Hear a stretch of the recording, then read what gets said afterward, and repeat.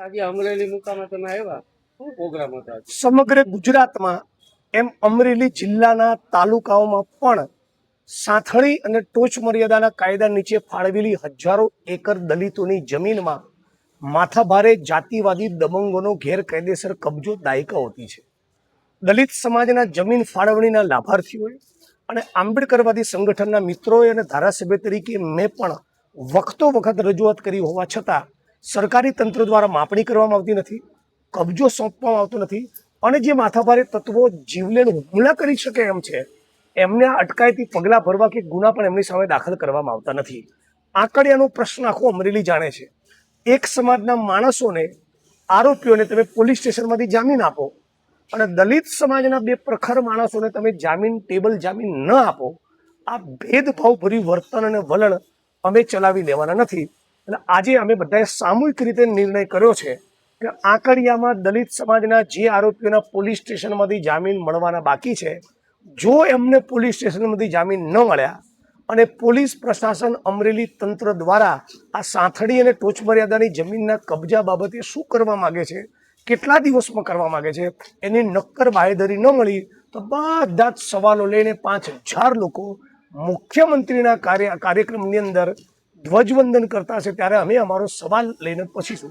ધ્વજવંદનમાં એમની સાથે જોડાઈશું, તિરંગાને સેલ્યુટ કરીશું, પણ સીએમ સાહેબને લાકડા જેવા સવાલ પૂછીશું કે તમારા ગુજરાતની અંદર દલિતોની આ દુર્દશા શા માટે? વડા વચ્ચે હું મંત્રણા થઈ, મીડિયાને બહાર રાખીને હું ગુપ્ત મીટિંગ થઈ, જણાવો. સમગ્ર અમરેલી જિલ્લામાં તાલુકે સરકારી પડતર જમીન અને ટોચ મર્યાદાના કાયદા નીચે લગભગ 5000 એકર જમીન જે દલિત સમાજના ખેત મજૂરોને, નાના ખેડૂતોને ફાળવેલી એવી જમીનોમાં 4 દિશામાં ખૂંટ મારીને આટલા દાયકાઓમાં તંત્ર દ્વારા માપણી કરવામાં આવી નથી. એનો સ્થળ ઉપર પ્રત્યક્ષ રૂબરૂ વાસ્તવિક કબજો સોંપેલ નથી અને આ દલિતોની જમીનમાં જેમાં એમની સાતબાર છે, જેના એ લોકો કાયદેસરના માલિક છે, બીજા સામંતી જાતિવાદી તત્વો એમાં દબાણ કરીને બેઠા છે. જે બાબતે રજૂઆત કરતા મને પણ લગભગ 5 વર્ષ થયા. એટલે આજે અમે કલેક્ટર તંત્રને સવારે મળ્યા હતા, આજે જિલ્લા પોલીસ વડાને મળ્યા છીએ અને એવું કહેવા માંગીએ છીએ કે આ બધી જમીનોની અંદર તમે માપણી કરી કબજા સોંપવાનું અને દબાણ કરનારાઓને ત્યાંથી દૂર કરવાનું કામ વેળાસર હાથ નહીં ધરો તો 2-5 હજાર માણસો સાથે અમારી માલિકીની જમીનમાં દબાણ કેમ, આવો સવાલ પૂછવા 15 ઓગસ્ટે મુખ્યમંત્રીના કાર્યક્રમમાં પૂરેપૂરી તાકાત અને ઉર્જા સાથે જઈશું. મોટા કડિયા કેસમાં પ્રશ્ન થાય તો એની જવાબદારી પોલીસ તંત્ર, પ્રશાસનની રહેશે. બીજું, આંકડિયાની મેટરમાં ફરિયાદી, આરોપી જે પણ હોય, એક સમાજના વ્યક્તિને તમે પોલીસ સ્ટેશનમાંથી બેલ આપો અને બીજા સમાજના લોકોને પોલીસ સ્ટેશનમાંથી જામીન ન આપો, પોલીસ પ્રશાસનનું વર્તન અને વલણ આવું ભેદભાવપૂર્ણ ન હોઈ શકે. એટલે જે 2 મિત્રોના પોલીસ સ્ટેશનમાંથી જામીન કરાવવાના બાકી છે એમના પણ તમે જામીન કરાવો એવી પણ રજૂઆત કરેલી છે.